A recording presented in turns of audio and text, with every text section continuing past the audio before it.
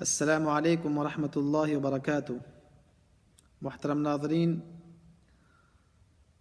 آج ہم تعلیم کے مفہوم کو سمجھنے کی کوشش کریں گے۔ ناظرین، بچوں کی تعلیم ایک ایسا موضوع ہے جس سے کم و بیش ہر ایک کو دلچسپی ہوتی ہے۔ کسی مجلس میں اس مسئلے کو چھیڑ کر دیکھ لیجئے۔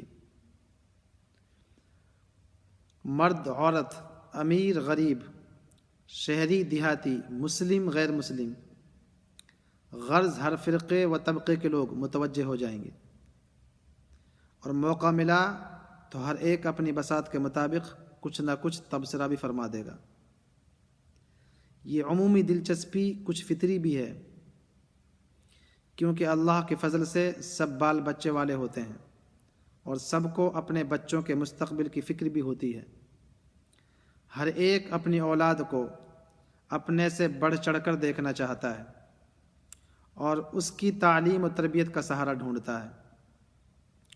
ہر ایک کی بعض آرزویں اور تمنائیں ایسی ہوتی ہیں جو اس کے اپنے ہاتھوں پوری ہوتی نظر نہیں آتی۔ وہ اپنی اولاد کے ذریعے ان کی تکمیل چاہتا ہے، چنانچہ اس کے لیے وہ مناسب تدابیر معلوم کرنے کا خواہش مند ہوتا ہے۔ دوستو، جب وہ اپنے آدرشوں کے مطابق اپنی اولاد کو پروان چڑھتا نہیں دیکھتا تو وہ اندر سے کڑتا ہے، گھٹتا ہے اور بے اطمینانی کا اظہار کرتا ہے۔ مستقبل کی تیاری کے لیے قدرت نے بچے کی جو طویل مدت عطا فرمائی ہے، ہر ایک اسے کارآمد بنانا چاہتا ہے، لیکن اس مسئلے پر لوگوں کے تبصرے کا تجزیہ کیجئے، جتنے منہ اتنی باتیں ہوں گی۔ ہر ایک کے ذہن میں تعلیم کا ایک الگ مفہوم ہے اور ایک جداگانہ تصور۔ بمشکل چند افراد ایسے ملیں گے جو کسی ایک مفہوم یا ایک تصور پر متفق ہوں۔ یہاں تک کہ ماہرین تعلیم کے مابین بھی اس ضمن میں شدید اختلافات پائے جاتے ہیں۔ اس انتشار فکری کے بھی دراصل متعدد وجوہات ہیں، اس کی بھی بہت سی وجوہات ہیں۔ نمبر 1، نظریہ حیات کا اختلاف، یعنی زندگی کا جو نظریہ ہے، سب کا جینے کا اصل مقصد ہوتا ہے۔ کوئی کچھ بننا چاہتا ہے تو کوئی کچھ بننا چاہتا ہے۔ تو زندگی کے متعلق لوگوں کے نظریات مختلف ہیں۔ کچھ لوگ دنیاوی زندگی اور اس کی لذتوں ہی کو سب کچھ سمجھتے ہیں، تو کچھ لوگ زندگی کے بعد موت کے قائل ہیں اور آخرت کی کامیابی کو منزل مقصود قرار دیتے ہیں۔ کسی کے نزدیک زندگی کا مقصد صرف دولت سمیٹنا، بینک بیلنس بڑھانا اور زمین و پلاٹ وغیرہ کا بڑھانا ہے، تو کسی کے نزدیک قوت و اقتدار حاصل کرنا اور دوسروں پر رعب جمانا ہے۔ بعض لوگ دنیاوی جھمیلوں سے الگ تھلگ راہبانہ زندگی میں یقین رکھتے ہیں، تو بعض دنیا کے ہنگاموں سے گزرتے ہوئے خدا کی خوشنودی حاصل کرنا ضروری سمجھتے ہیں، اور یہی اسلام کا اصل مقصد ہے۔ اب یہ راہبانہ جو زندگی ہے، لا رہبانیت فی الاسلام، اسلام میں کوئی رہبانیت نہیں ہے۔ جیسا آپ دیکھتے ہیں نا، کرسچنوں میں، ہندوؤں میں بابا الگ تھلگ اپنی گپاؤں میں جا پڑ جاتے ہیں اور وہاں پہ دنیا سے الگ تھلگ وہیں پہ اپنا کھاتے ہیں، نہ نہاتے ہیں، نہ دھوتے ہیں، لوگوں کے جھمیلوں اور چپیٹوں سے دور الگ تھلگ وہیں اپنی زندگی گزار دیتے ہیں اور وہیں پہ مر جاتے ہیں۔ لیکن اسلام کا مقصد یہ نہیں۔ اسلام کہتا ہے کہ لوگوں کے درمیان میں رہنا اور پھر لوگوں کی برائیوں سے بچنا، جو دنیاوی جھمیلے ہیں ان کو جھیلنا اور ان سے شریعت کے مطابق نکلنا اور اپنی زندگی گزارنا، یہ اسلام کا مقصد ہے۔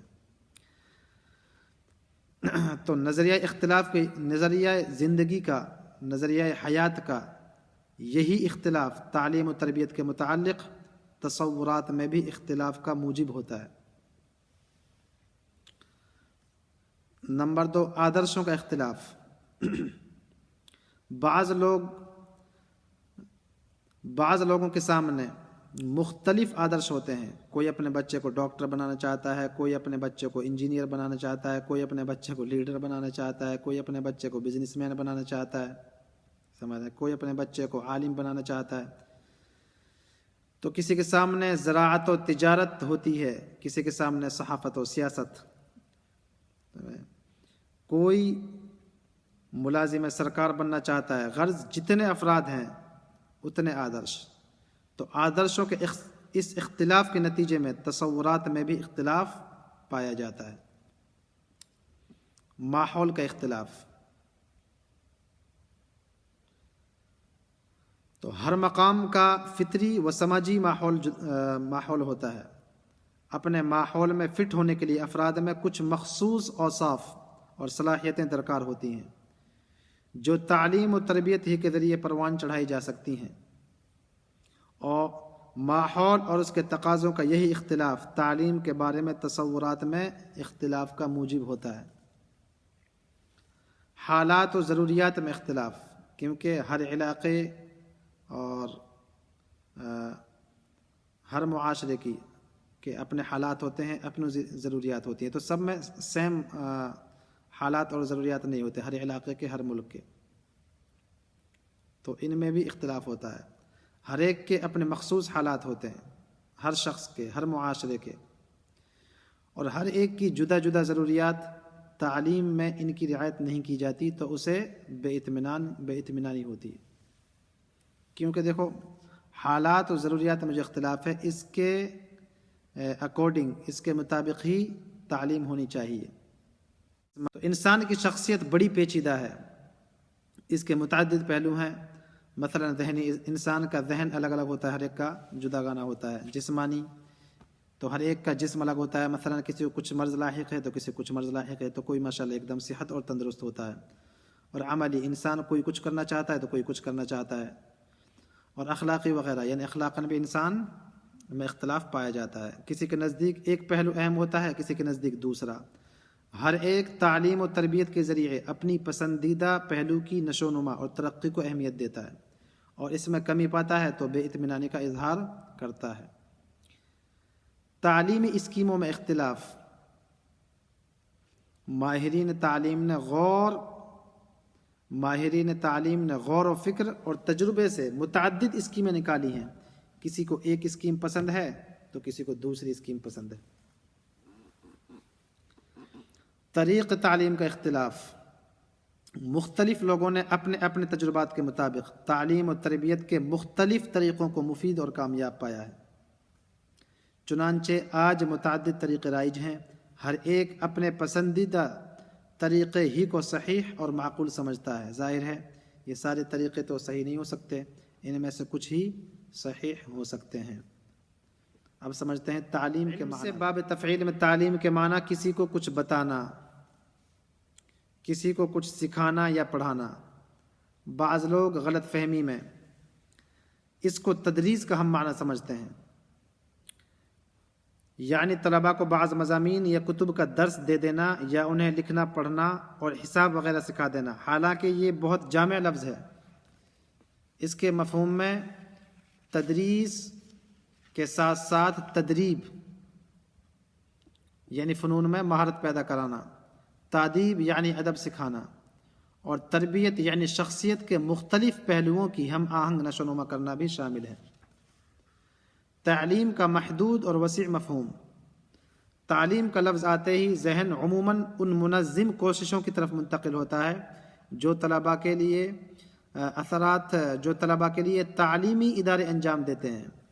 بلا شبہ باضابطہ اور رسمی فارمل تعلیم یہی ہے، اور اس کے اثرات بھی بہت دور رس ہوتے ہیں. مگر یہ تعلیم کا بہت ہی محدود مفہوم ہے، کیونکہ تعلیمی اداروں میں تو بچے بہت کم وقت گزارتے ہیں اور بہت ہی محدود معلومات و تجربات حاصل کرتے ہیں، جبکہ ان کے جاننے، سیکھنے اور تجربات حاصل کرنے کا جو عمل ہے وہ پیدائش سے لے کر موت تک برابر جاری رہتا ہے. تعلیمی اداروں کی باضابطہ تعلیم کے علاوہ نہ جانے کتنی باتیں وہ اپنے گھر، محلے، پڑوس، فطری و سماجی ماحول اور اپنے گرد و پیش پھیلی ہوئی دنیا اور اس میں بسنے والے افراد سے سیکھتے ہیں.